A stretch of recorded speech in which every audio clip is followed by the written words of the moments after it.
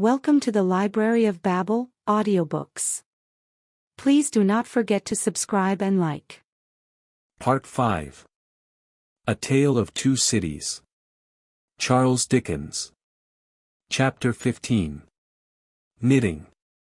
There had been earlier drinking than usual in the wine shop of Monsieur Defarge. As early as 6 o'clock in the morning, sallow faces peeping through its barred windows had descried other faces within, bending over measures of wine. Monsieur Defarge sold a very thin wine at the best of times, but it would seem to have been an unusually thin wine that he sold at this time. A sour wine, moreover, or a souring, for its influence on the mood of those who drank it was to make them gloomy. No vivacious bacchanalian flame leaped out of the pressed grape of Monsieur Defarge, but, a smouldering fire that burnt in the dark, lay hidden in the dregs of it. This had been the third morning in succession, on which there had been early drinking at the wine shop of Monsieur Defarge. It had begun on Monday, and here was Wednesday come. There had been more of early brooding than drinking, for many men had listened and whispered and slunk about there from the time of the opening of the door, who could not have laid a piece of money on the counter to save their souls. These were to the full as interested in the place, however, as if they could have commanded whole barrels of wine, and they glided from seat to seat, and from corner to corner, swallowing talk in lieu of drink, with greedy looks. Notwithstanding an unusual flow of company, the master of the wine shop was not visible. He was not missed, for nobody who crossed the threshold looked for him, nobody asked for him, nobody wondered to see only Madame Defarge in her seat, presiding over the distribution of wine, with a bowl of battered small coins before her, as much defaced and beaten out of their original impress as the small coinage of humanity from whose ragged pockets they had come. A suspended interest and a prevalent absence of mind, were perhaps observed by the spies who looked in at the wine shop, as they looked in at every place, high and low, from the king's palace to the criminal's jail.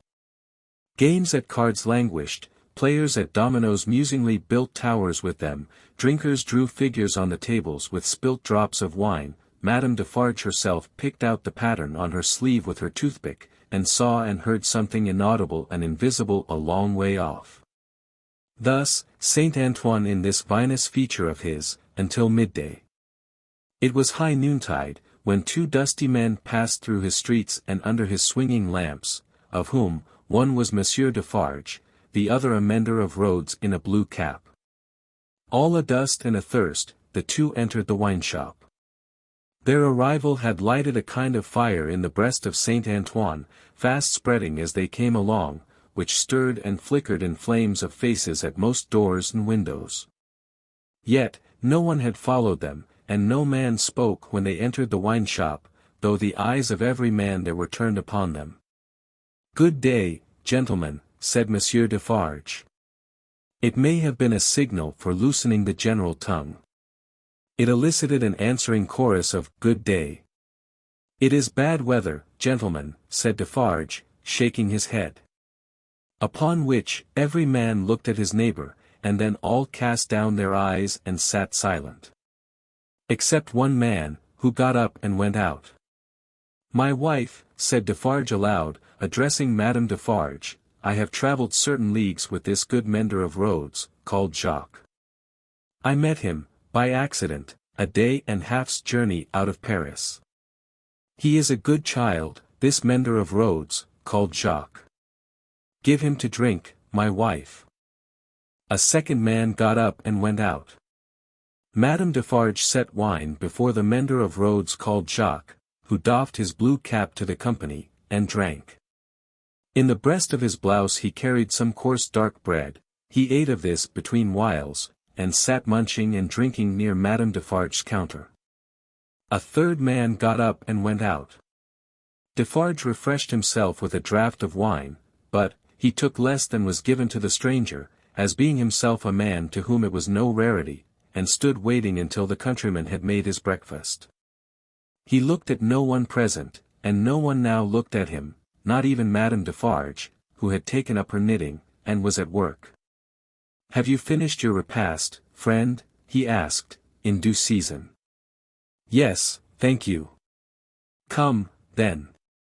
You shall see the apartment that I told you you could occupy. It will suit you to a marvel. Out of the wine shop into the street, out of the street into a courtyard, out of the courtyard up a steep staircase, out of the staircase into a garret, formerly the garret where a white-haired man sat on a low bench, stooping forward and very busy, making shoes. No white-haired man was there now, but the 3 men were there who had gone out of the wine shop singly. And between them and the white-haired man afar off, was the one small link, that they had once looked in at him through the chinks in the wall. Defarge closed the door carefully, and spoke in a subdued voice, Jacques 1, Jacques 2, Jacques 3. This is the witness N. Countered by appointment, by me, Jacques 4. He will tell you all. Speak, Jacques 5. The mender of roads, blue cap in hand, wiped his swarthy forehead with it, and said, Where shall I commence, monsieur? Commence, was Monsieur Defarge's not unreasonable reply, at the commencement. I saw him then, messrs, began the mender of roads, a year ago this running summer, underneath the carriage of the Marquis, hanging by the chain. Behold the manner of it. I leaving my work on the road, the sun going to bed, the carriage of the Marquis slowly ascending the hill, he hanging by the chain, like this. Again the mender of roads went through the whole performance, in which he ought to have been perfect by that time, seeing that it had been the infallible resource and indispensable entertainment of his village ing a whole year. Lar. Jacques 1 struck in, and asked if he had ever seen the man before. Never, answered the mender of roads, recovering his perpendicle. Jacques 3 demanded how he afterwards recognized him then. By his tall figure, said the mender of roads, softly, and with his finger at his nose. When Monsieur the Marquis demands that evening, say, what is he like? I make response, tall as a spectre. You should have said, short as a dwarf, returned Jacques 2. But what did I know? The deed was not then accomplished, neither did he confide in me. Observe. Under those circumstances even, I do not offer my testimony.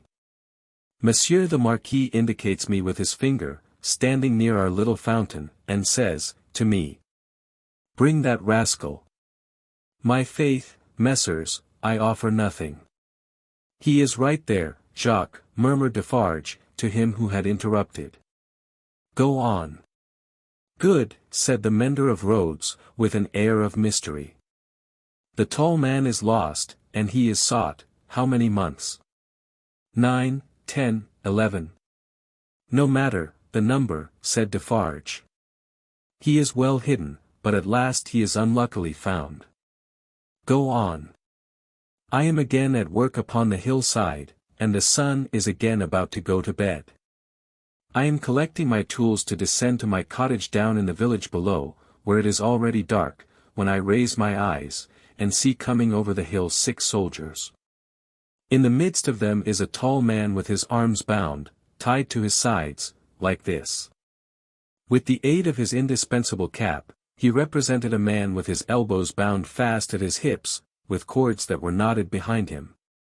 I stand aside, messrs, by my heap of stones, to see the soldiers and their prisoner pass, for it is a solitary road, that, where any spectacle is well worth looking at, and at first, as they approach, I see no more than that they are 6 soldiers with a tall man bound, and that they are almost black to my sight, except on the side of the sun going to bed, where they have a red edge, messrs. Also, I see that their long shadows are on the hollow ridge on the opposite side of the road, and are on the hill above it, and are like the shadows of giants. Also, I see that they are covered with dust, and that the dust moves with them as they come, tramp, tramp. But when they advance quite near to me, I recognize the tall man, and he recognizes me. Ah, but he would be well content to precipitate himself over the hillside once again, as on the evening when he and I first encountered, close to the same spot. He described it as if he were there, and it was evident that he saw it vividly, perhaps he had not seen much in his life. I do not show the soldiers that I recognize the tall man, he does not show the soldiers that he recognizes me, we do it, and we know it, with our eyes. Come on, says the chief of that company, pointing to the village, bring him fast to his tomb, and they bring him faster. I follow. His arms are swelled because of being bound so tight, his wooden shoes are large and clumsy, and he is lame. Because he is lame, and consequently slow, they drive him with their guns, like this. He imitated the action of a man's being impelled forward by the butt ends of muskets. As they descend the hill like madmen running a race, he falls. They laugh and pick him up again. His face is bleeding and covered with dust, but he cannot touch it, thereupon they laugh again. They bring him into the village, all the village runs to look, they take him past the mill, and up to the prison, all the village sees the prison gate open in the darkness of the night, and swallow him, like this. He opened his mouth as wide as he could, and shut it with a sound snap of his teeth. Observant of his unwillingness to mar the effect by opening it again, Defarge said, Go on, Jacques. All the village, pursued the mender of roads, on tiptoe and in a low voice, withdraws, all the village whispers by the fountain, all the village sleeps, all the village dreams of that unhappy one, within the locks and bars of the prison on the crag, and never to come out of it, except to perish. In the morning, with my tools upon my shoulder, eating my morsel of black bread as I go, I make a circuit by the prison, on my way to my work. There I see him, high up, behind the bars of a lofty iron cage, bloody and dusty as last night, looking through. He has no hand free, to wave to me, I dare not call to him, he regards me like a dead man. Defarge and the three glanced darkly at one another. The looks of all of them were dark, repressed, and revengeful, as they listened to the countryman's story. The manner of all of them, while it was secret, was authoritative too.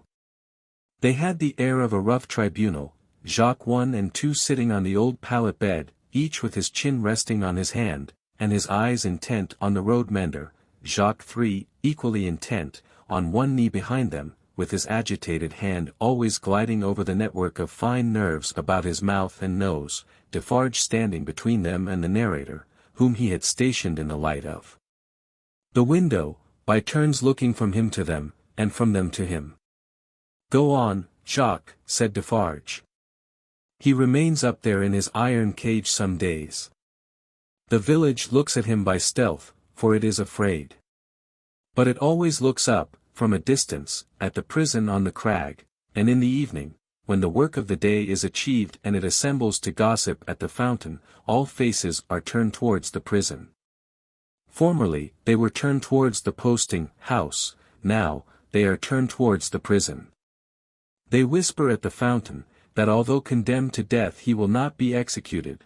They say that petitions have been presented in Paris, showing that he was enraged and made mad by the death of his child. They say that a petition has been presented to the king himself. What do I know? It is possible. Perhaps yes, perhaps no. Listen then, Jacques, number 1 of that name sternly interposed. Know that a petition was presented to the king and queen. All here, yourself excepted, saw the king take it, in his carriage in the street, sitting beside the queen. It is Defarge whom you see here, who, at the hazard of his life, darted out before the horses, with the petition in his hand. And once again listen, Jacques, said the kneeling number 3, his fingers ever wandering over and over those fine nerves, with a strikingly greedy air, as if he hungered for something, that was neither food nor drink. The guard, horse and foot, surrounded the petitioner, and struck him blows. You hear? I hear, messers. Go on then, said Defarge. Again, on the other hand, they whisper at the fountain, resumed the countryman, that he is brought down into our country to be executed on the spot, and that he will very certainly be executed. They even whisper that because he has slain Monseigneur, and because Monseigneur was the father of his tenants, serfs, what you will, he will be executed as a parricide.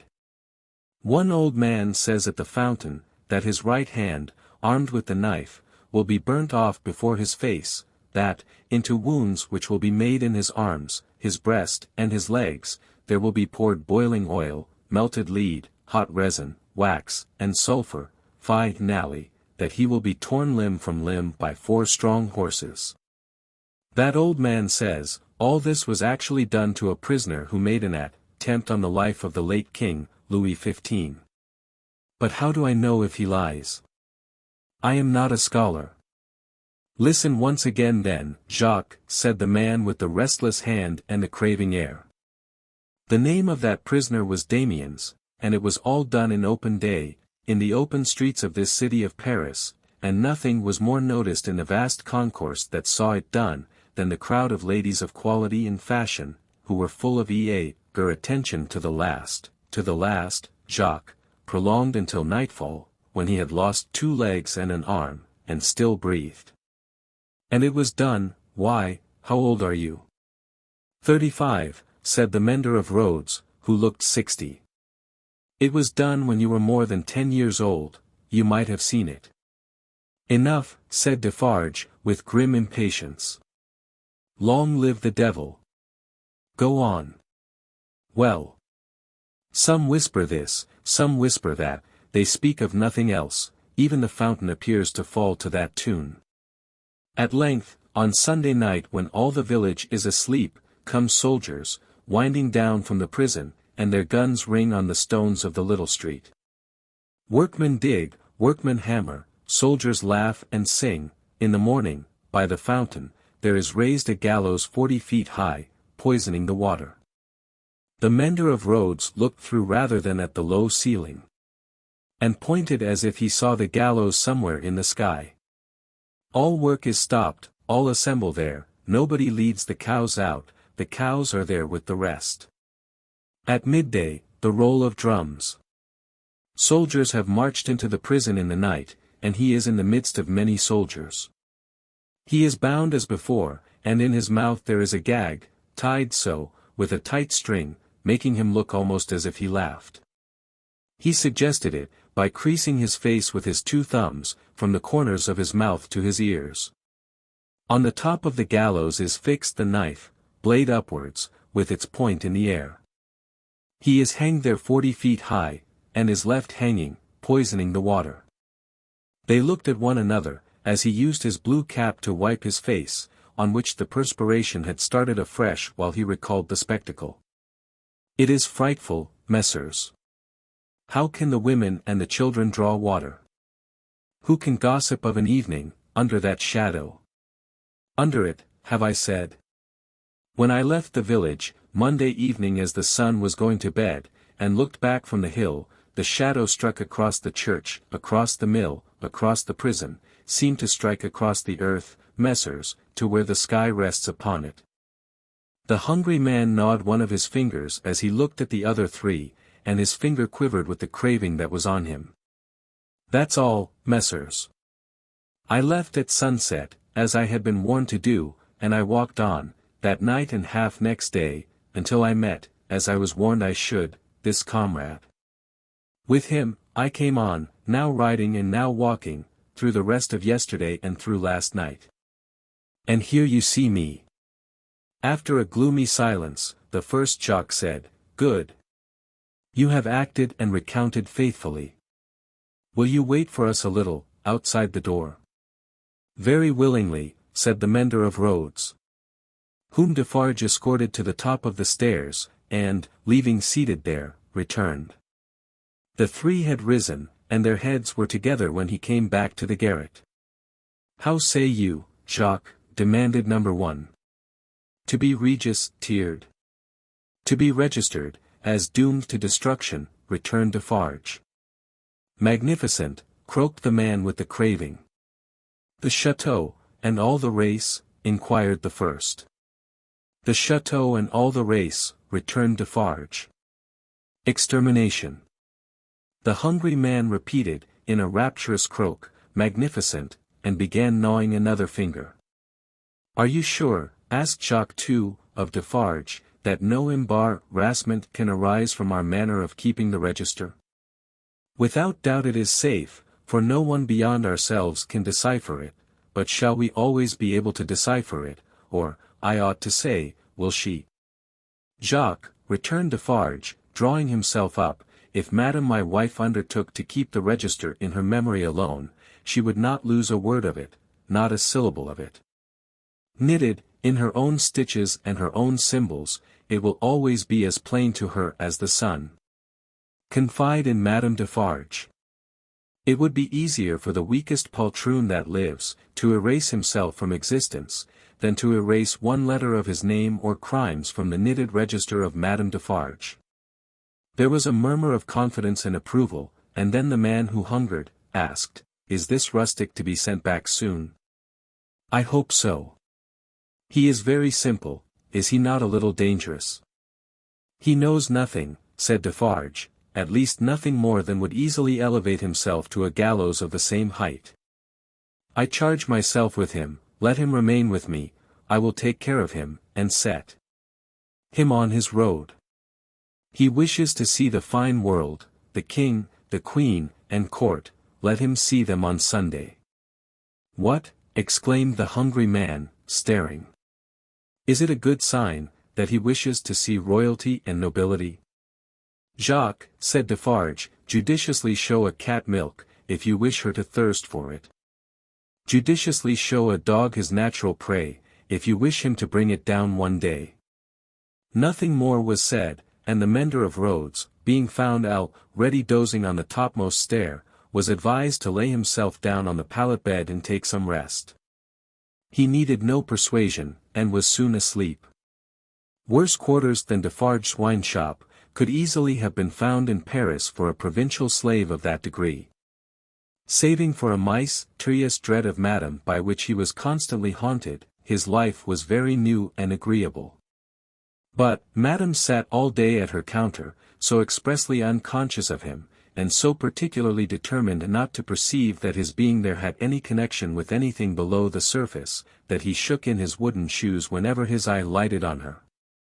For, he contended with himself that it was impossible to foresee what that lady might pretend next, and he felt assured that if she should take it into her brightly ornamented head to pretend that she had seen him do a murder and afterwards flay the victim, she would infallibly go through with it until the play was played out.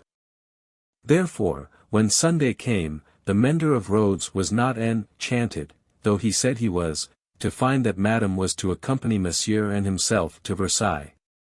It was additionally disconcerting to have Madame knitting all the way there, in a public conveyance. It was additionally disconcerting yet, to have Madame in the crowd in the afternoon, still with her knitting in her hands as the crowd waited to see the carriage of the king and queen. "You work hard, Madame," said a man near her. "Yes," answered Madame Defarge, "I have a good deal to do." "What do you make, Madame?" "Many things." "For instance?" "For instance," returned Madame Defarge, composedly, "shrouds." The man moved a little further away, as soon as he could, and the mender of roads fanned himself with his blue cap, feeling it mightily close and oppressive. If he needed a king and queen to restore him, he was fortunate in having his remedy at hand, for soon the large-faced king and the fair-faced queen came in their golden coach, attended by the shining bull's eye of their court, a glittering multitude of laughing ladies and fine lords, and in jewels and silks and powder and splendor and elegantly spurning figures and handsomely disdainful faces of both sexes, the mender of roads bathed himself, so much to his temporary intoxication, that he cried, "Long live the king, long live the queen! Long live everybody and everything!" As if he had never heard of ubiquitous Jacques in his time. Then, there were gardens, courtyards, terraces, fountains, green banks, more king and queen, more bull's eye, more lords and ladies, more long live they all. Until he absolutely wept with sentiment. During the whole of this scene, which lasted some 3 hours, he had plenty of shouting and weeping and sentimental company, and throughout Defarge held him by the collar, as if to restrain him from flying at the objects of his brief devotion and tearing them to pieces. "Bravo," said Defarge, clapping him on the back when it was over, like a patron, "you are a good boy." The mender of roads was now coming to himself, and was mistrustful of having made a mistake in his late demonstrations, but no. "You are the fellow we want," said Defarge, in his ear, "you make these fools believe that it will last forever. Then, they are the more insolent, and it is the nearer ended." "Hey," cried the mender of roads, reflectively, "that's true. These fools know nothing. While they despise your breath, and would stop it for ever and ever, in you or in 100 like you rather than in one of their own horses or dogs, they only know what your breath tells them. Let it deceive them, then, a little longer, it cannot deceive them too much." Madame Defarge looked superciliously at the client, and nodded in confirmation. "As to you," said she, "you would shout and shed tears for anything, if it made a show and a noise. Say! Would you not?" "Truly, madam, I think so. For the moment. If you were shown a great heap of dolls, and were set upon them to pluck them to pieces and despoil them for your own advantage, you would pick out the richest and gayest. Say! Would you not?" "Truly yes, madam. Yes. And if you were shown a flock of birds, unable to fly, and were set upon them to strip them of their feathers for your own advantage, you would set upon the birds of the finest feathers, would you not?" "It is true, madam." "You have seen both dolls and birds today," said Madame Defarge, with a wave of her hand towards the place where they had last been apparent. "Now, go home." Chapter 16. Still knitting. Madame Defarge and Monsieur her husband returned amicably to the bosom of Saint Antoine, while a speck in a blue cap toiled through the darkness, and through the dust, and down the weary miles of avenue by the wayside, slowly tending towards that point of the compass where the chateau of Monsieur the Marquis, now in his grave, listened to the whispering trees. Such ample leisure had the stone faces, now, for lease, tending to the trees and to the fountain, that the few village scarecrows who, in their quest for herbs to eat and fragments of dead stick to burn, strayed within sight of the great stone courtyard and terrace staircase, had it borne in upon their starved fancy that the expression of the faces was altered. A rumour just lived in the village, had a faint and bare existence there, as its people had, that when the knife struck home, the faces changed, from faces of pride to faces of anger and pain, also, that when that dangling figure was hauled up 40 feet above the fountain, they changed again, and bore a cruel look of being avenged, which they would henceforth bear for ever. In the stone face over the great window of the bedchamber where the murder was done, 2 fine dints were pointed out in the sculptured nose, which everybody recognized, and which nobody had seen of old, and on the scarce occasions when 2 or 3 ragged peasants emerged from the crowd to take a hurried peep at Monsieur the Marquis petrified, a skinny finger would not have pointed to it for a minute, before they all started away among the moss and leaves, like the more fortunate hares who could find a living there. Chateau and hut, stone face and dangling figure, the red stain on the stone floor, and the pure water in the village well, thousands of acres of land, a whole province of France, all France itself, lay under the night sky, concentrated into a faint hairbreadth line. So does a whole world, with all its greatnesses and littlenesses, lie in a twinkling star. And as mere human knowledge can split a ray of light and analyze the manner of its composition, so, sublimer intelligences may read in the feeble shining of this earth of ours, every thought and act, every vice and virtue, of every responsible creature on it. The Defarges, husband and wife, came lumbering under the starlight, in their public vehicle, to that gate of Paris whereunto their journey naturally tended. There was the usual stoppage at the barrier guardhouse, and the usual lanterns came glancing forth for the usual examination and inquiry. Monsieur Defarge alighted, knowing 1 or 2 of the soldiery there, and 1 of the police. The latter he was intimate with, and affectionately embraced. When Saint Antoine had again enfolded the Defarges in his dusky wings, and they, having finally alighted near the saint's boundaries, were picking their way on foot through the black mud and offal of his streets, Madame Defarge spoke to her husband. "Say then, my friend, what did Jacques of the police tell thee? Very little tonight, but all he knows. There is another spy come is. Sionade for our quarter. There may be many more, for all that he can say, but he knows of one. Ah well, said Madame Defarge, raising her eyebrows with a cool business air. It is necessary to register him. How do they call that man? He is English. So much the better. His name? Barsad, said Defarge, making it French by pronunciation. But, he had been so careful to get it accurately, that he then spelt it with perfect correctness. Barsad, repeated Madame. Good. Christian name? John. John Barsad, repeated Madame, after murmuring it once to herself. Good. His appearance, is it known?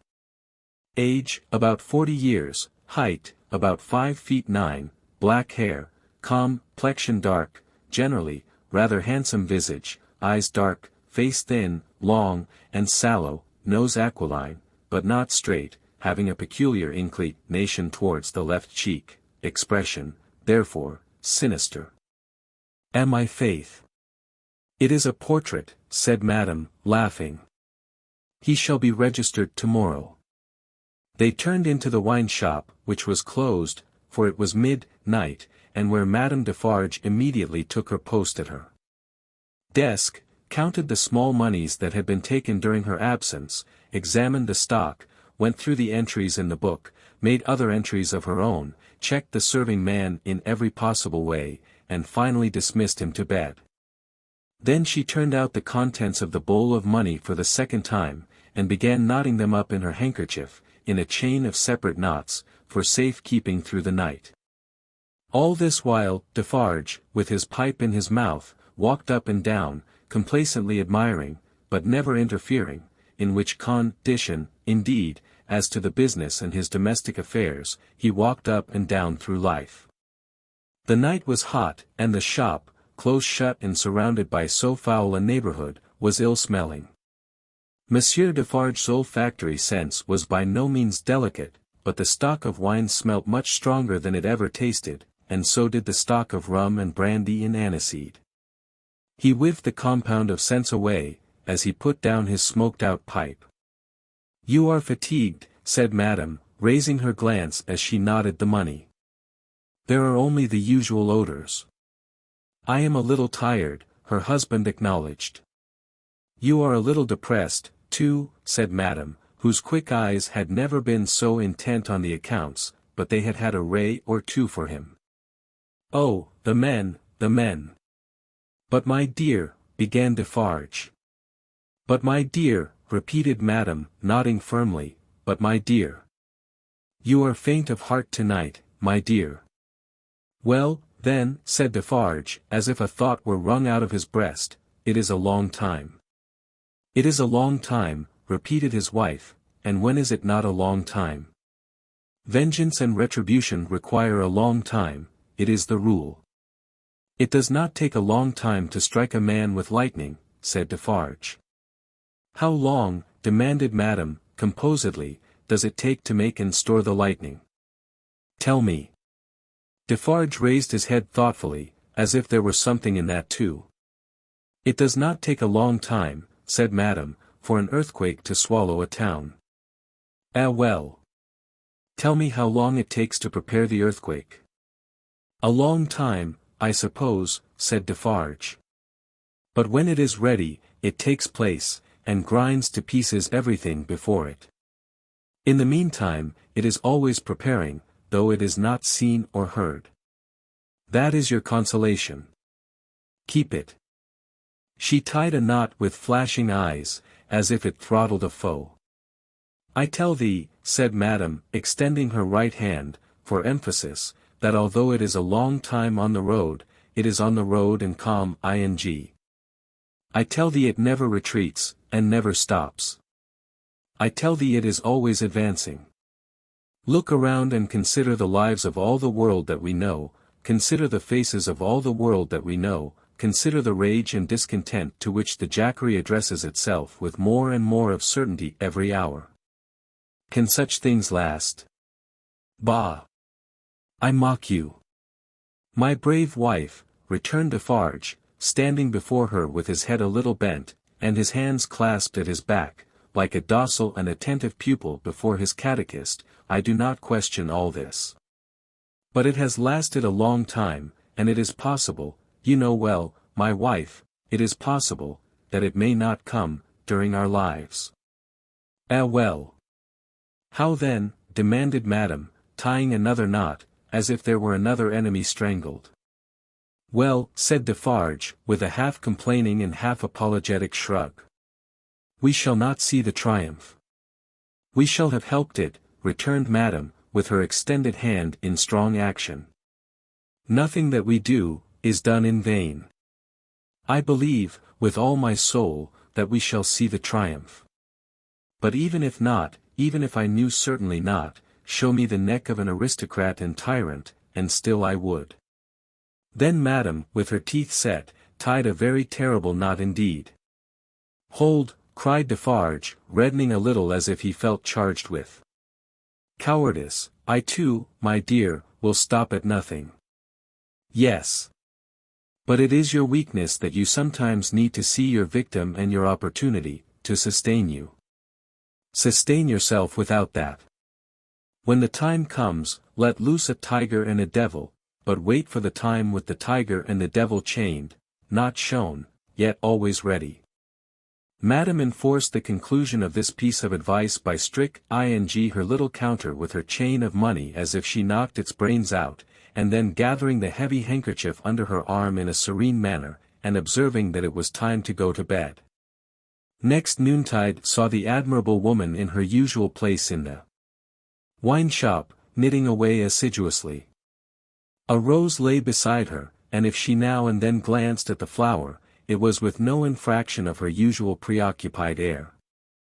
There were a few customers, drinking or not drinking, standing or seated, sprinkled about. The day was very hot, and heaps of flies, who were extending their inquisitive and adventurous perquisitions into all the glutinous little glasses near Madame, fell dead at the bottom.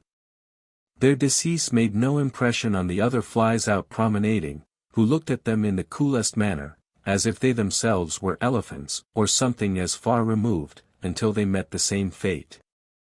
Curious to consider how heedless flies are, perhaps they thought as much at court that sunny summer day. A figure entering at the door threw a shadow on Madame Defarge which she felt to be a new one. She laid down her knitting, and began to pin her rose in her headdress, before she looked at the figure. It was curious. The moment Madame Defarge took up the rose, the customers ceased talking, and began gradually to drop out of the wine shop. Good day, madame, said the newcomer. Good day, monsieur. She said it aloud, but added to herself, as she resumed her knitting, ha. Good day, age about 40, height about 5 feet 9, black hair, generally rather handsome visage, complexion dark, eyes dark, thin, long and sallow face, aquiline nose but not straight, having a peculiar inclination towards the left cheek which imparts a sinister expression. Good day, one and all. Have the goodness to give me a little glass of old cognac, and a mouthful of cool fresh water, madam. Madame complied with a polite air. Marvellous cognac this, madam. It was the first time it had ever been so complimented, and Madame Defarge knew enough of its antecedents to know better. She said, however, that the cognac was flattered, and took up her knitting. The visitor watched her fingers for a few moments, and took the opportunity of observing the place in general. You knit with great skill, madam. I am accustomed to it. A pretty pattern too.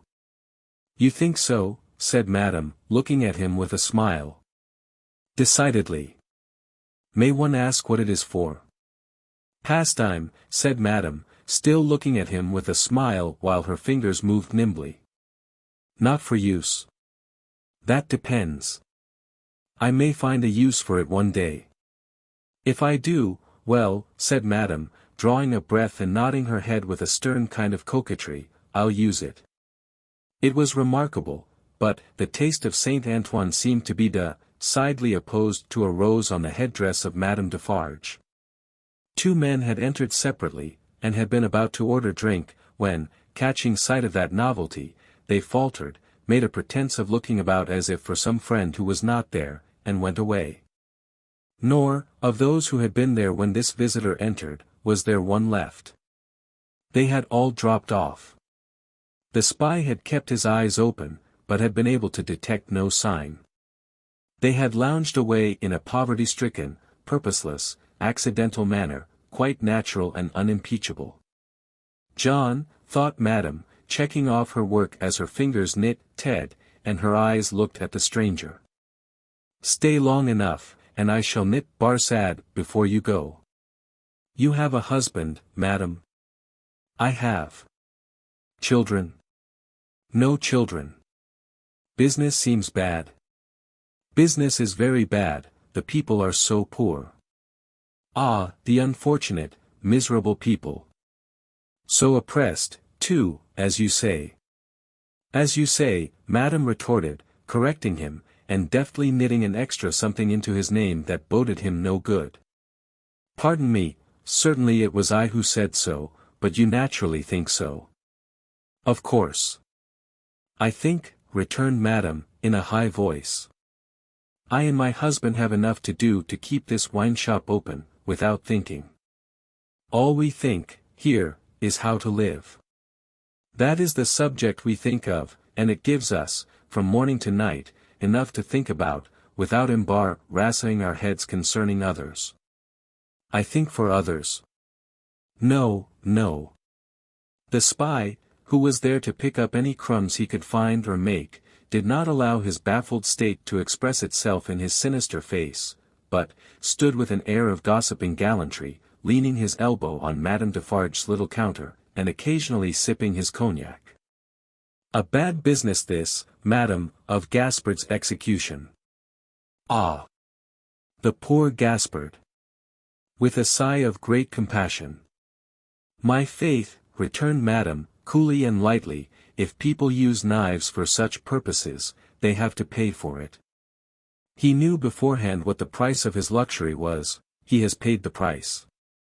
"I believe," said the spy, dropping his soft voice to a tone that invoked confidence, and expressing an injured revolutionary susceptibility in every muscle of his wicked face, "I believe there is much compassion and anger in this neighborhood, touching the poor fellow. Between ourselves." "Is there?" asked Madame, vacantly. "Is there not?" "Here is my husband," said Madame Defarge. As the keeper of the wine shop entered at the door, the spy saluted him by touching his hat, and saying, with an engaging smile, "Good day, Jacques." Defarge stopped short, and stared at him. "Good day, Jacques," the spy repeated, with not quite so much confidence, or quite so easy a smile under the stare. "You deceive yourself, monsieur," returned the keeper of the wine shop. "You mistake me for another. That is not my name. I am Ernest Defarge." "It is all the same," said the spy, airily, but discomfited too. "Good day." "Good day," answered Defarge, drily. "I was saying to Madame, with whom I had the pleasure of chatting when you entered, that they tell me there is, and no wonder, much sympathy and anger in Saint Antoine, touching the unhappy fate of poor Gaspard." "No one has told me so," said Defarge, shaking his head. "I know nothing of it." Having said it, he passed behind the little counter, and stood with his hand on the back of his wife's chair, looking over that barrier at the person to whom they were both opposed, and whom either of them would have shot with the greatest satisfaction. The spy, well used to his business, did not change his unconscious attitude, but drained his little glass of cognac, took a sip of fresh water, and asked for another glass of cognac. Madame Defarge poured it out for him, took to her knitting again, and hummed a little song over it. "You seem to know this quarter well, that is to say, better than I." "Do?" observed Defarge. "Not at all, but I hope to know it better." I am so profoundly interested in its miserable inhabitants. Ha, muttered Defarge. The pleasure of conversing with you, Monsieur Defarge, recalls to me, pursued the spy, that I have the honor of cherishing some interesting associations with your name. Indeed, said Defarge, with much indifference. Yes, indeed. When Dr. Manette was released, you, his old domestic, had the charge of him, I know. He was delivered to you. You see I am informed of the circumstances. Such is the fact, certainly, said Defarge. He had had it conveyed to him, in an accidental touch of his wife's elbow as she knitted and warbled, that he would do best to answer, but always with brevity. It was to you, said the spy, that his daughter came, and it was from your care that his daughter took him, accompanied by a neat brown monsieur, how is he called, in a little wig, Lorry, of the Bank of Tellson and Company, over to England. Such is the fact, repeated Defarge. Very interesting remembrances, said the spy. I have known Dr. Manette and his daughter, in England. Yes, said Defarge. You don't hear much about them now, said the spy. No, said Defarge. In effect, Madame struck in, looking up from her work and her little song, we never hear about them. We received the news of their safe arrival, and perhaps another letter, or perhaps two, but, since then, they have gradually taken their road in life, we, ours, and we have held no correspondence. Perfectly so, madam, replied the spy. She is going to be married. Going, echoed madam. She was pretty enough to have been married long ago. You English are cold, it seems to me. Oh. You know I am English. I perceive your tongue is, returned madam, and what the tongue is, I suppose the man is. He did not take the identification as a compliment, but he made the best of it, and turned it off with a laugh. After sipping his cognac to the end, he added. Yes, Miss Manette is going to be married. But not to an English man, to one who, like herself, is French by birth. And speaking of Gaspard, ah, poor Gaspard. It was cruel, cruel, it is a curious thing that she is going to marry the nephew of Monsieur the Marquis, for whom Gaspard was exalted to that height of so many feet, in other words, the present Marquis. But he lives unknown in England, he is no Marquis there, he is Mr. Charles Darnay. D'Aulnays is the name of his mother's family. Madame Defarge knitted steadily, but the intelligence had a palpable effect upon her husband. Do what he would, behind the little counter, as to the striking of a light and the lighting of his pipe, he was troubled, and his hand was not trustworthy. The spy would have been no spy if he had failed to see it, or to record it in his mind. Having made, at least, this one hit, whatever it might prove to be worth, and no customers coming in to help him to any other, Mr. Barsad paid for what he had drunk, and took his leave, taking occasion to say, in a genteel manner, before he departed, that he looked forward to the pleasure of seeing Monsieur and Madame Defarge again. For some minutes after he had emerged into the outer presence of Saint Antoine, the husband and wife remained exactly as he had left them, lest he should come back. Can it be true, said Defarge, in a low voice, looking down at his wife as he stood smoking with his hand on the back of her chair, what he has said of Mademoiselle Manette? As he has said it, returned Madame, lifting her eyebrows a little, it is probably false. But it may be true. If it is, Defarge began, and stopped. If it is, repeated his wife. And if it does come, while we live to see it triumph, I hope, for her sake, destiny will keep her husband out of France. Her husband's destiny, said Madame Defarge, with her usual calm composure, will take him where he is to go, and will lead him to the end that is to end him. That is all I know. But it is very strange, now, at least, is it not very strange, said Defarge, rather pleading with his wife to induce her to admit it, that, after all our sympathy for Monsieur her father, and herself, her husband's name should be proscribed under your hand at this moment, by the side of that infernal dog's who has just left us. Stranger things than that will happen when it does come, and sword madam. I have them both here, of a certainty, and they are both here for their merits, that is enough. She roiled up her knitting when she had said those words, and presently took the rose out of the handkerchief that was wound about her head. Either Saint Antoine had an instinctive sense that the objectionable decoration was gone, or Saint Antoine was on the watch for its disappearance. Howbeit, the saint took courage to lounge in, very shortly afterwards, and the wine-shop recovered its habitual aspect.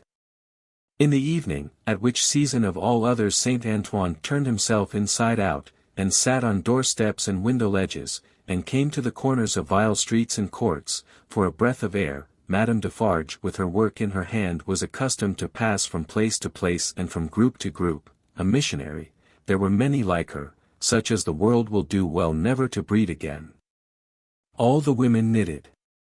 They knitted worthless things, but the mechanical work was a mechanical substitute for eating and drinking. The hands moved for the jaws and the digestive apparatus. If the bony fingers had been still, the stomachs would have been more famine-pinched. But, as the fingers went, the eyes went, and the thoughts.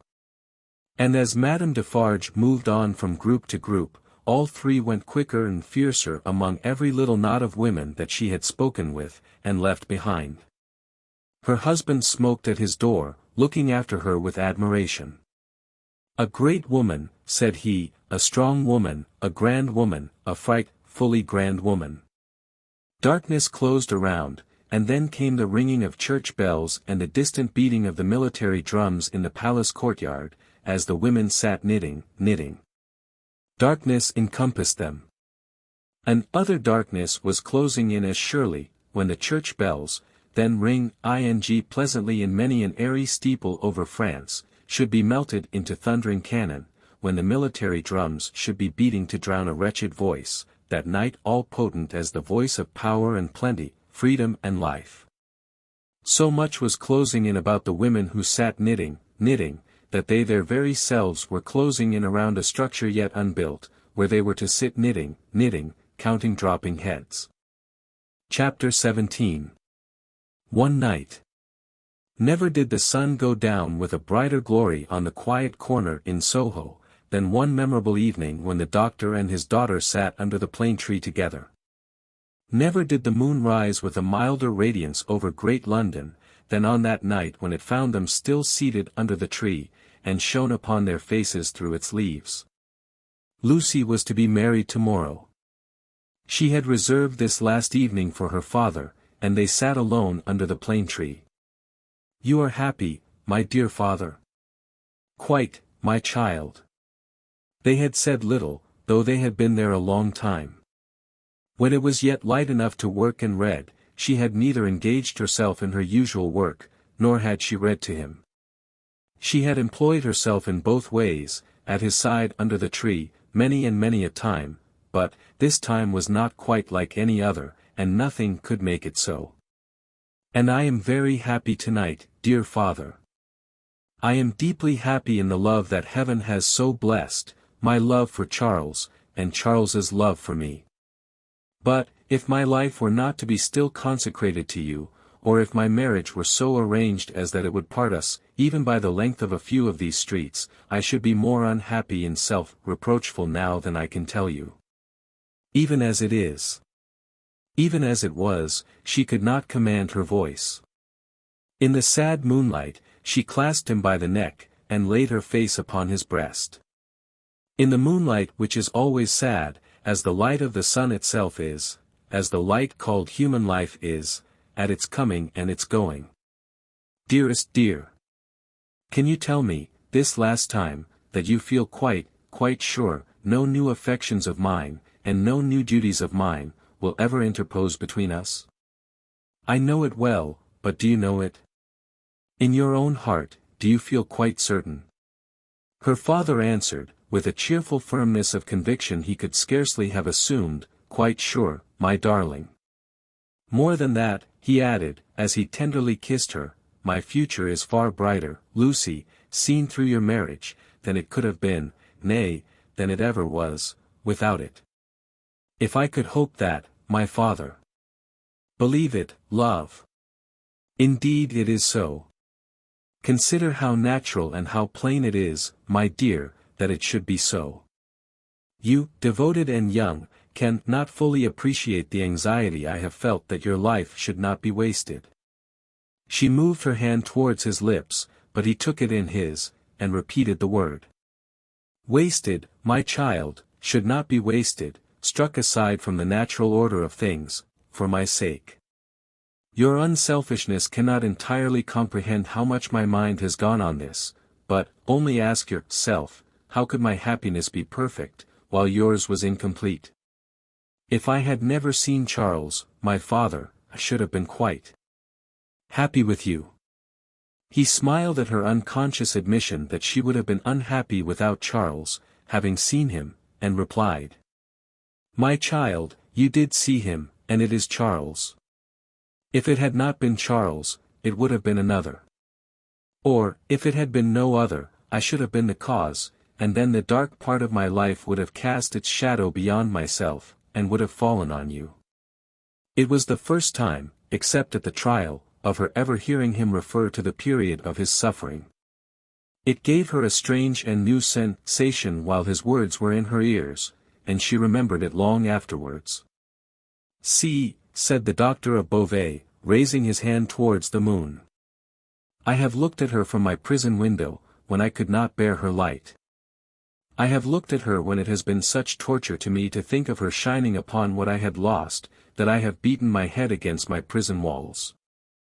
I have looked at her, in a state so dun and lethargic, that I have thought of nothing but the number of horizontal lines I could draw across her at the full, and the number of perpendicular lines with which I could intersect them.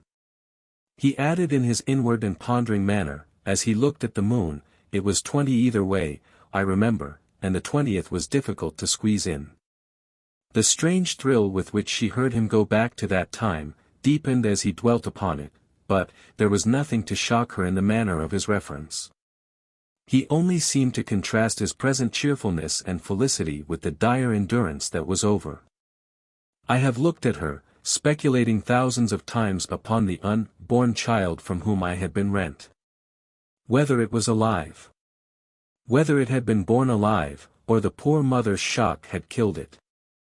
Whether it was a son who would some day avenge his father. There was a time in my imprisonment, when my desire for vengeance was unbearable. Whether it was a son who would never know his father's story, who might even live to weigh the possibility of his father's having disapped of his own will and act. Whether it was a daughter who would grow to be a woman. She drew closer to him, and kissed his cheek and his hand. I have pictured my daughter, to myself, as perfectly forgetful of me, rather, altogether ignorant of me, and unconscious of me. I have cast up the years of her age, year after year. I have seen her married to a man who knew nothing of my fate. I have altogether perished from the remembrance of the living, and in the next generation my place was a blank. My father. Even to hear that you had such thoughts of a daughter who never existed, strikes to my heart as if I had been that child. You, Lucy. It is out of the consolation and restoration you have brought to me, that these remembrances arise, and pass between us and the moon on this last night that, what did I say just now? She knew nothing of you. She cared nothing for you. So. But on other moonlight nights, when the sadness and the silence have touched me in a different way, have affected me with some thing as like a sorrowful sense of peace, as any emotion that had pain for its foundations could, I have imagined her as coming to me in my cell, and leading me out into the freedom beyond the fortress. I have seen her image in the moonlight often, as I now see you, except that I never held her in my arms, it stood between the little grated window and the door. But, you understand that that was not the child I am speaking of. The figure was not, the image, the fancy. No. That was another thing. It stood before my disturbed sense of sight, but it never moved. The phantom that my mind pursued, was another and more real child. Of her outward appearance I know no more than that she was like her mother. The other had that likeness too, as you have, but was not the same. Can you follow me, Lucy? Hardly, I think. I doubt you must have been a solitary prisoner to understand these perplexed distinctions. His collected and calm manner could not prevent her blood from running cold, as he thus tried to anatomize his old condition. In that more peaceful state, I have imagined her, in the moonlight, coming to me and taking me out to show me that the home of her married life was full of her loving remembrance of her lost father. My picture was in her room, and I was in her prayers. Her life was active, cheerful, useful, but my poor history pervaded it all. I was that child, my father, I was not half so good, but in my love that was I. And she showed me her children, said the doctor of Beauvais, and they had heard of me, and had been taught to pity me. When they passed a prison of the state, they kept far from its frowning walls, and looked up at its bars, and spoke in whispers. She could never deliver me, I imagined that she always brought me back after showing me such things. But then, blessed with the relief of tears, I fell upon my knees, and blessed her. I am that child, I hope, my father. Oh my dear, will you bless me as fervently tomorrow? Lucy, I recall these old troubles in the reason that I have tonight for loving you better than words can tell, and thanking God for my great happiness. My thoughts, when they were wildest, never rose near the happiness that I have known with you, and that we have before us. He embraced her, solemnly commended her to heaven, and humbly thanked heaven for having bestowed her on him. By and by, they went into the house. There was no one bidden to the marriage but Mr. Lorry, there was even to be no bridesmaid but the gaunt Miss Pross. The marriage was to make no change in their place of residence, they had been able to extend it, by taking to themselves the upper rooms formerly belonging to the apocryphal invisible lodger, and they desired nothing more. Dr. Manette was very cheerful at the little supper. They were only 3 at table, and Miss Pross made the third. He regretted that Charles was not there, was more than half disposed to object to the loving little plot that kept him away, and drank to him affectionately. So, the time came for him to bid Lucy good night, and they separated. But, in the stillness of the 3rd hour of the morning, Lucy came downstairs again, and stole into his room, not free from unshaped fears, beforehand. All things, however, were in their places, all was quiet, and he lay asleep, his white hair picturesque on the untroubled pillow, and his hands lying quiet on the coverlet. She put her needless candle in the shadow at a distance, crept up to his bed, and put her lips to his, then leaned over him, and looked at him. Into his handsome face, the bitter waters of captivity had worn, but, he covered up their tracks with a determination so strong, that he held the mastery of them even in his sleep. A more remarkable face in its quiet, resolute, and guarded struggle with an unseen assailant, was not to be beheld in all the wide dominions of sleep, that night. She timidly laid her hand on his dear breast, and put up a prayer that she might ever be as true to him as her love aspired to be, and as his sorrows deserved. Then, she withdrew her hand, and kissed his lips once more, and went away. So, the sunrise came, and the shadows of the leaves of the plane tree moved upon his face, as softly as her lips had moved in praying for him. Chapter 18. 9 days. The marriage day was shining brightly, and they were ready outside the closed door of the doctor's room, where he was speaking with Charles Darnay. They were ready to go to church, the beautiful bride, Mr. Lorry, and Miss Pross, to whom the event, through a gradual process of reconcilement to the inevitable, would have been one of absolute bliss, but for the yet lingering consideration that her brother Solomon should have been the bridegroom. And so, said Mr. Lorry, who could not sufficiently admire the bride, and who had been moving round her to take in every point of her quiet, pretty dress, and so it was for this, my sweet Lucy, that I brought you across the channel, such a baby, Lord bless me, how little I thought what I was doing. How lightly I valued the obligation I was conferring on my friend Mr. Charles. You didn't mean it, remarked the matter-of-fact Miss Pross, and therefore how could you know it? Nonsense. Really? Well, but don't cry, said the gentle Mr. Lorry. I am not crying, said Miss Pross, you are. My Pross. By this time, Mr. Lorry dared to be pleasant with her, on occasion. You were, just now, I saw you do it, and I don't wonder at it. Such a present of plate as you have made M, is enough to bring tears into anybody's eyes. There's not a fork or a spoon in the collection, said Miss Pross, that I didn't cry over, last night after the box came, till I couldn't see it.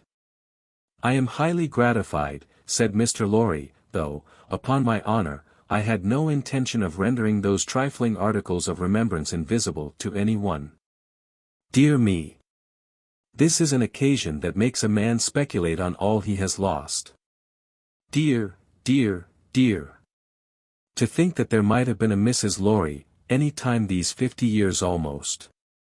Not at all. From Miss Pross.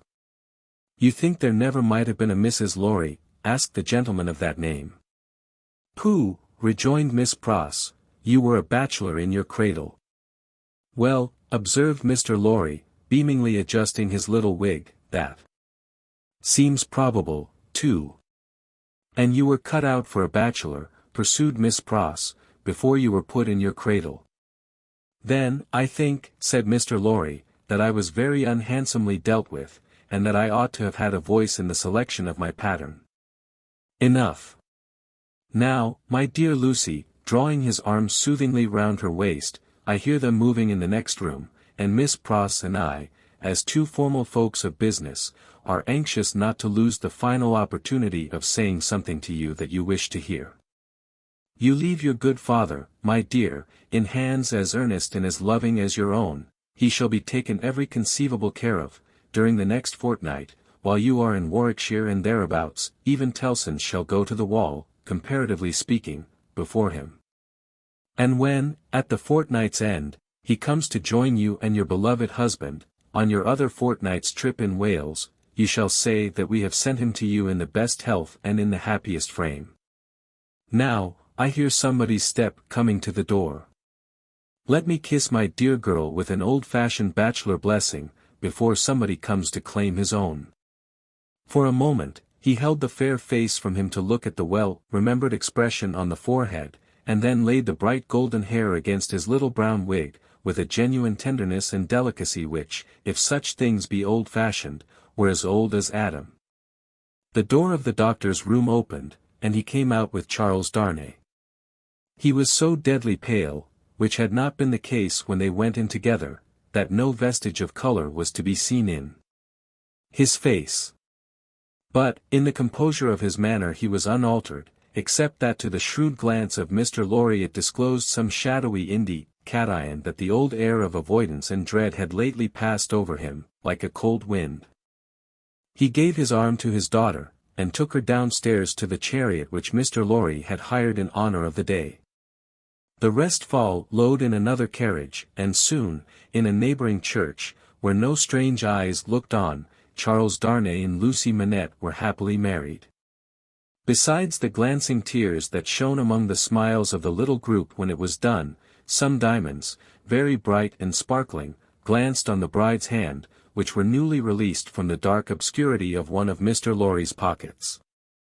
They returned home to break fast, and all went well, and in due course the golden hair that had been glad with the poor shoemaker's white locks in the Paris garret, were mingled with them again in the morning sunlight, on the threshold of the door at parting. It was a hard parting, though it was not for long. But her father cheered her, and said at last, gently disengaging himself from her enfolding arms, "Take her, Charles. She is yours." And her agitated hand waved to them from a chaise window, and she was gone. The corner being out of the way of the idle and curious, and the preparations having been very simple and few, the doctor, Mr. Lorry, and Miss Pross, were left quite alone. It was when they turned into the welcome shade of the cool old hall, that Mr. Lorry observed a great change to have come over the doctor, as if the golden arm uplifted there, had struck him a poisoned blow. He had naturally repressed much, and some revulsion might have been expected in him when the occasion for repression was gone. But it was the old scared lost look that troubled Mr. Lorry, and through his absent manner of clasping his head and drearily wandering away into his own room when they got upstairs, Mr. Lorry was reminded of Defarge the wine-shop keeper, and the starlight ride. "I think," he whispered to Miss Pross, after anxious consideration, "I think we had best not speak to him just now, or at all disturb him. I must look in at Tellson's, so I will go there at once and come back presently. Then, we will take him a ride into the country, and dine there, and all will be well." It was easier for Mr. Lorry to look in at Tellson's, than to look out of Tellson's. He was detained 2 hours. When he came back, he ascended the old staircase alone, having asked no question of the servant. Going thus into the doctor's rooms, he was stopped by a low sound of knocking. "Good God," he said, with a start. "What's that?" Miss Pross, with a terrified face, was at his ear. "Oh me, oh me! All is lost," cried she, wringing her hands. "What is to be told to Ladybird? He doesn't know me, and is making shoes." Mr. Lorry said what he could to calm her, and went himself into the doctor's room. The bench was turned towards the light, as it had been when he had seen the shoemaker at his work before, and his head was bent down, and he was very busy. "Dr. Manette. My dear friend, Dr. Manette." The doctor looked at him for a moment, half inquiringly, half as if he were angry at being spoken to, and bent over his work again. He had laid aside his coat and waistcoat, his shirt was open at the throat, as it used to be when he did that work, and even the old haggard, faded surface of face had come back to him. He worked hard, impatiently, as if in some sense of having been interrupted. Mr. Lorry glanced at the work in his hand, and observed that it was a shoe of the old size and shape. He took up another that was lying by him, and asked what it was. "A young lady's walking shoe," he muttered, without looking up. "It ought to have been finished long ago. Let it be." "But, Dr. Manette. Look at me." He obeyed, in the old mechanically submissive manner, without pausing in his work. "You know me, my dear friend. Think again. This is not your proper occupation. Think, dear friend." Nothing would induce him to speak more. He looked up, for an instant at a time, when he was requested to do so, but no persuasion would extract a word from him. He worked, and worked, and worked, in silence, and words fell on him as they would have fallen on an echo-less wall, or on the air. The only ray of hope that Mr. Lorry could discover, was, that he sometimes furtively looked up without being asked.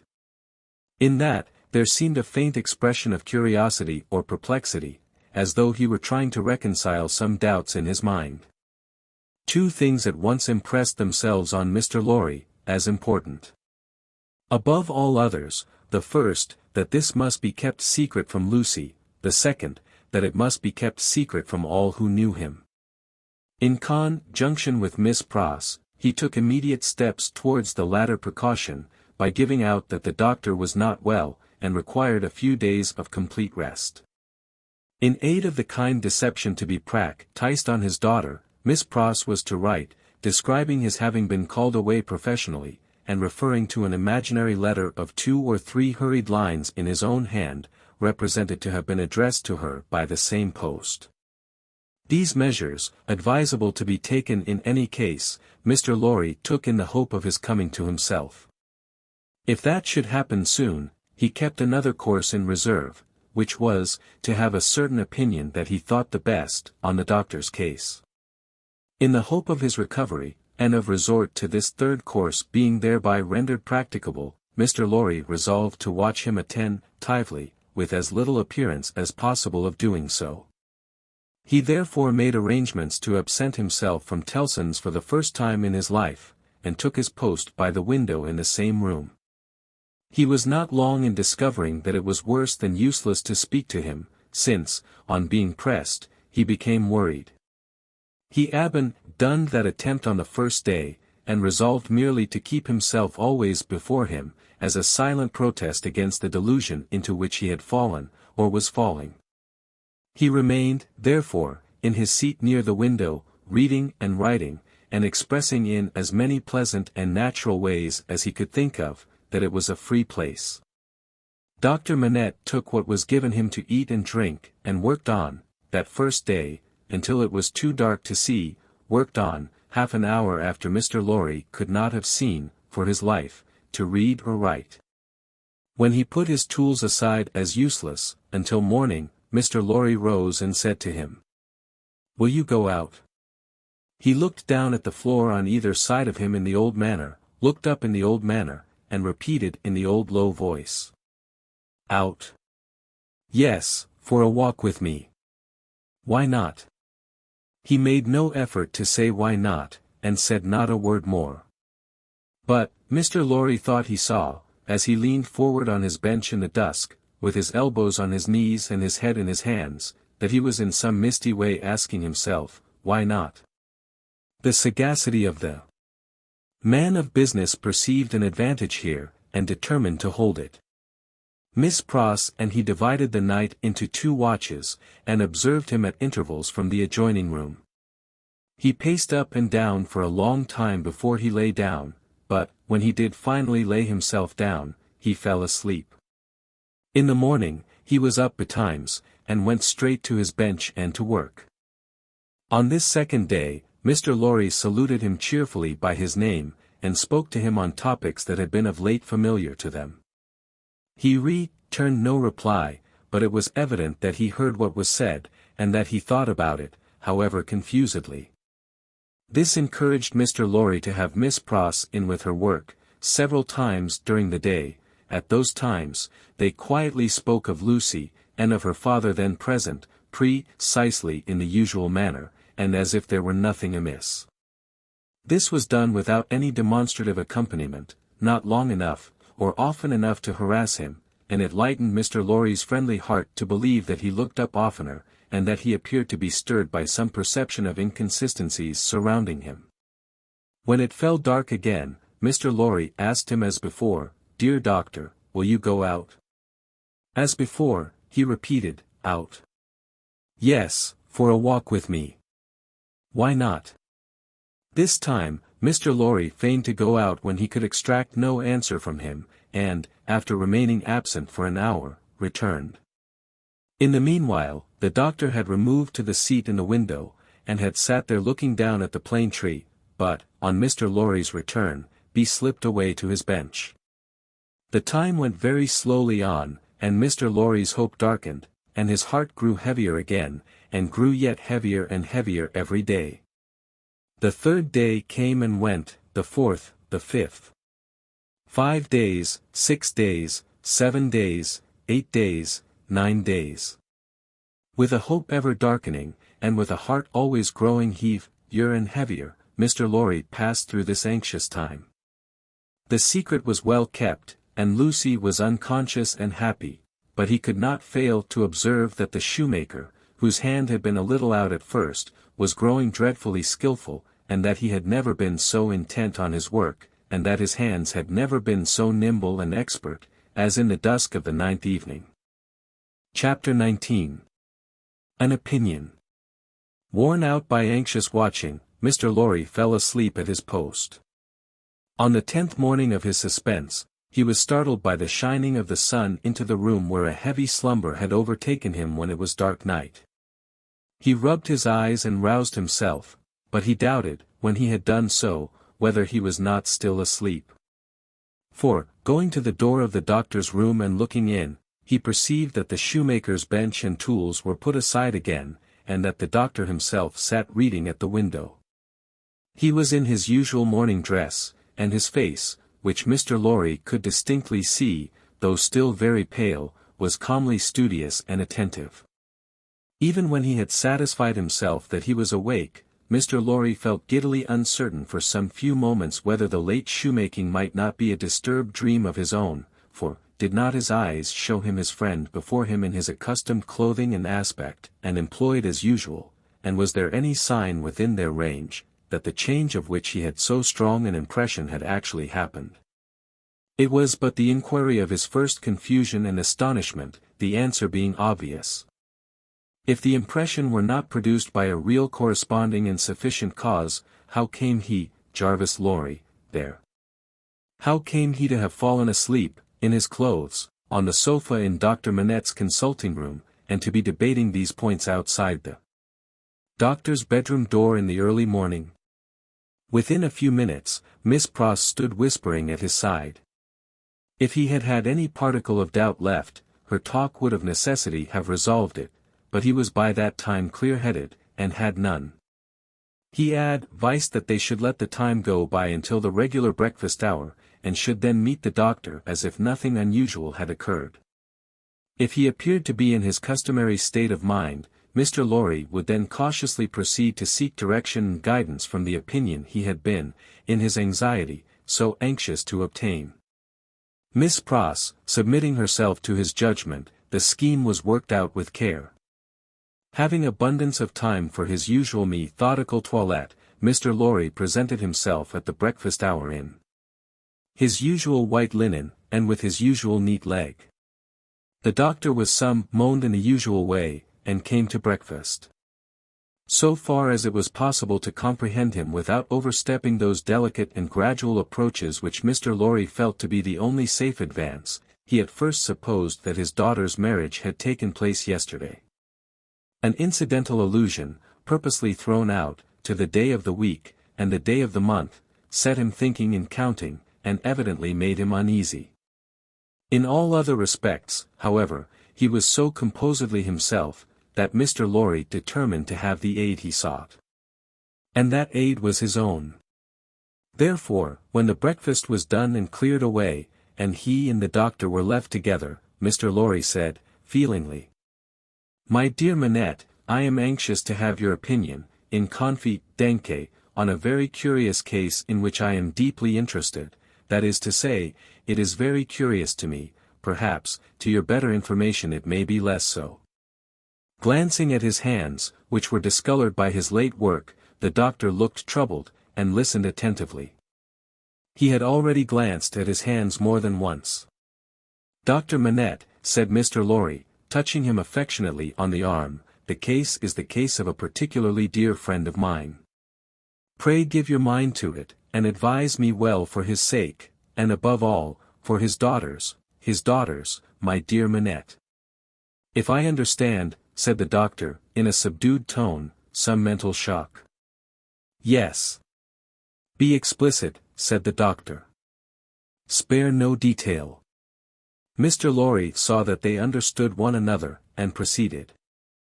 "My dear Manette, it is the case of an old and a prolonged shock, of great acuteness and severity to the affections, the feelings, as you express it, the mind.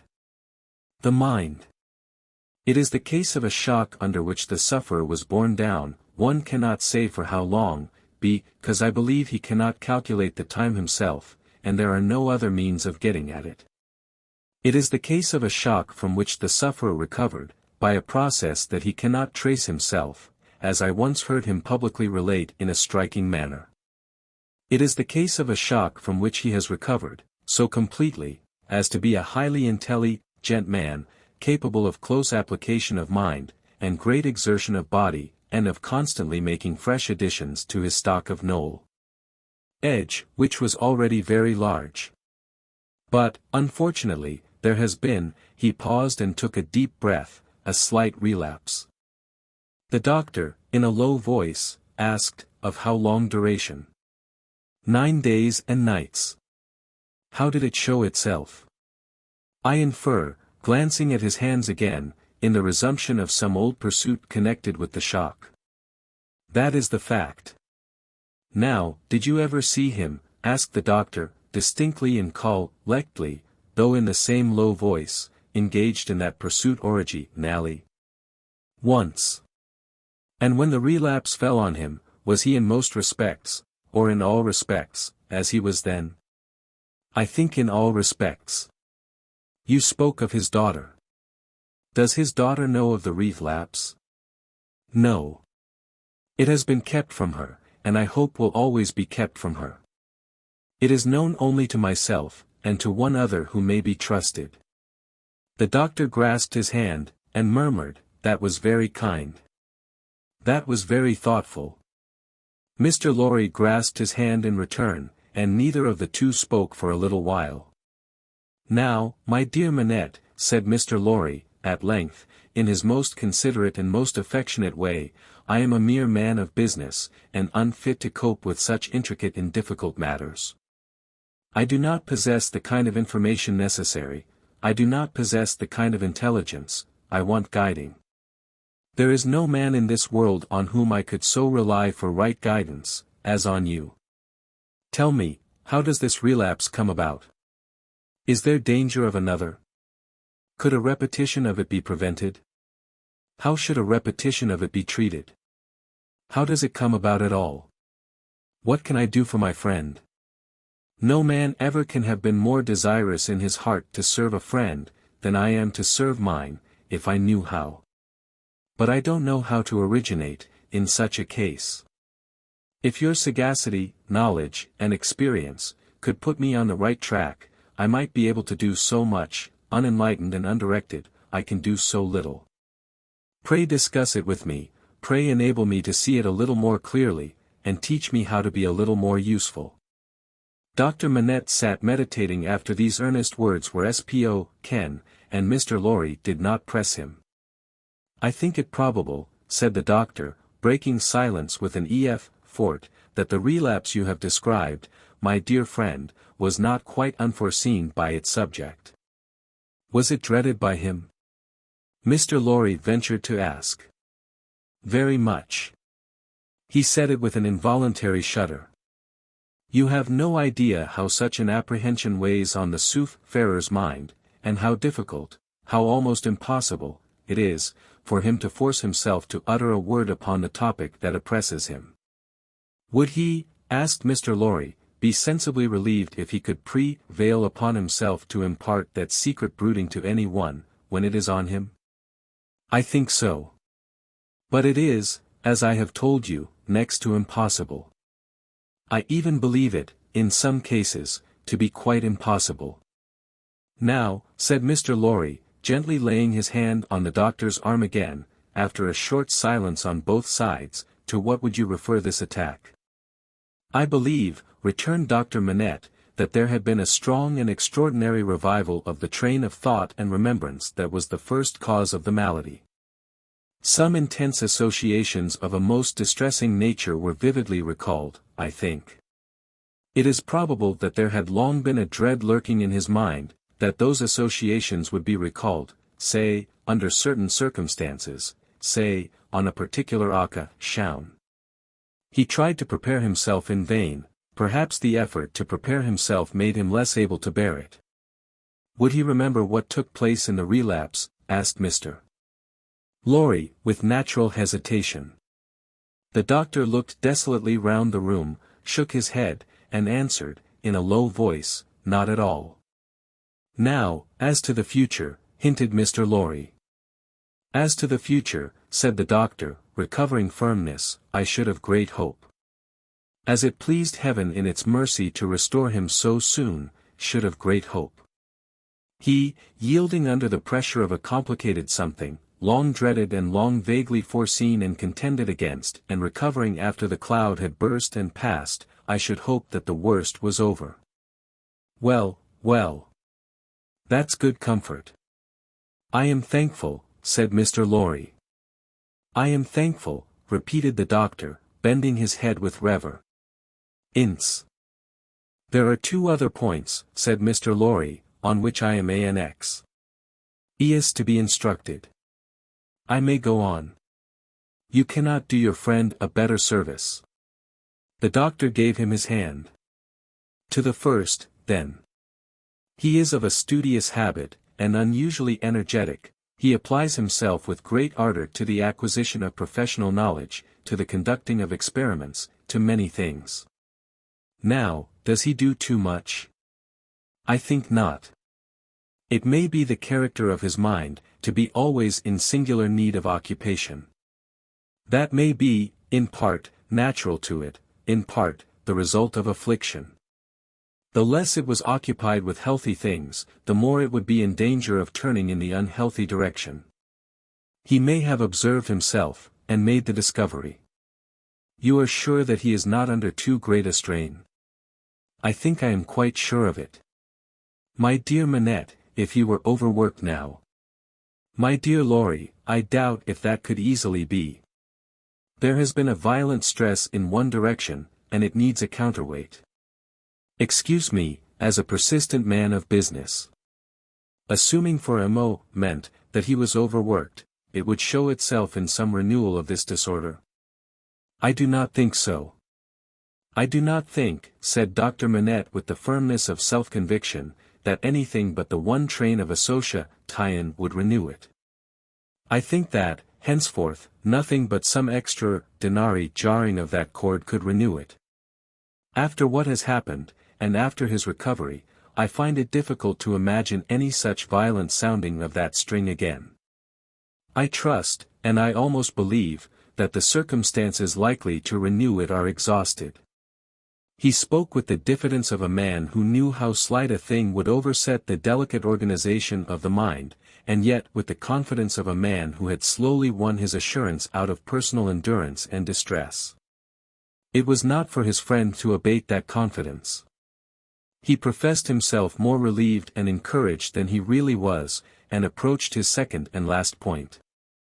He felt it to be the most difficult of all, but, remembering his old Sunday morning conversation with Miss Pross, and remembering what he had seen in the last 9 days, he knew that he must face it. The occupation resumed under the influence of this passing affliction so happily recovered from, said Mr. Lorry, clearing his throat, we will call, blacksmith's work. We will say, to put a case and for the sake of illustration, that he had been used, in his bad time, to work at a little forge. We will say that he was unexpectedly found at his forge again. Is it not a pity that he should keep it by him? The doctor shaded his forehead with his hand, and beat his foot nervously on the ground. He has always kept it by him, said Mr. Lorry, with an anxious look at his friend. Now, would it not be better that he should let it go?